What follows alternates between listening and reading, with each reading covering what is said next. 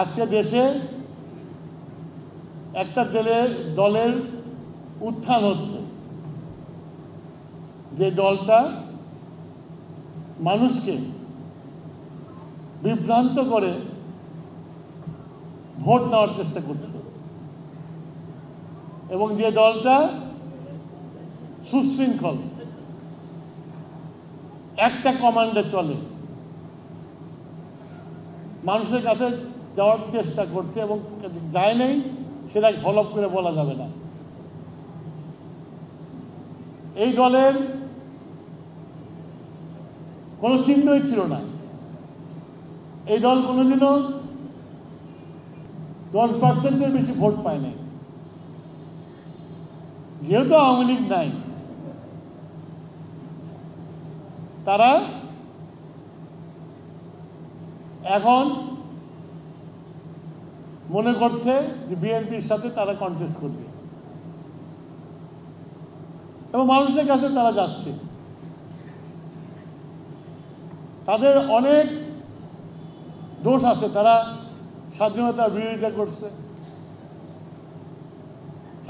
বিরোধিতা করছে, মুক্তিযুদ্ধের বিরোধিতা করছে, আলবদর আলসান বানাইছে, কিন্তু তারা মানুষের কাছে ক্ষমা চায়নি। তারপরেও এখন তারা বলে গেলে মানুষ ভুলে গেছে। মানুষ যে ভুলে গেছে তারা দাবি করতেছে তাই, যে মানুষ যে বলে নাই।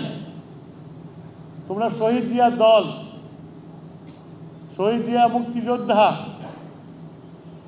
তার ঘোষণার পরেই বাংলাদেশের মানুষ জেগে উঠেছিল। তার ঘোষণার পরেই বাংলাদেশের মানুষ আশা পেয়েছিল যে বাংলাদেশ স্বাধীন হবে, কেননা শহীদ জিয়া ছিল একজন সৈনিক। সে তার নেতৃত্বে বাঙালি সৈনিকরা বিদ্রোহ করেছে, সুতরাং এবার যুদ্ধ হবে, বাঙালি স্বাধীন হবে, এবং শহীদ জিয়া সেটা করেছে। তার দল বিএনপিকে মুক্তিযোদ্ধা খাটো যারা করবে সেটা বিএনপি গ্রহণ করবে না। মুক্তিযুদ্ধকে খাটো করা হচ্ছে, শহীদ জিয়াকে খাটো করা হচ্ছে, শহীদ জিয়ার যুদ্ধের নেতৃত্বটা খাটো করা।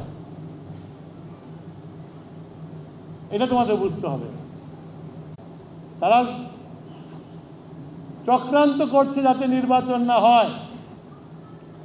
একদিকে 300 প্রার্থী দিয়েছে, আর একদিকে পিআর সিস্টেমের জন্য আন্দোলন করতেছে। এই যে তাদের দ্বিচারিতা, এই জিনিসটা তো মানুষকে বলতে হবে, নাকি বলতে হবে না?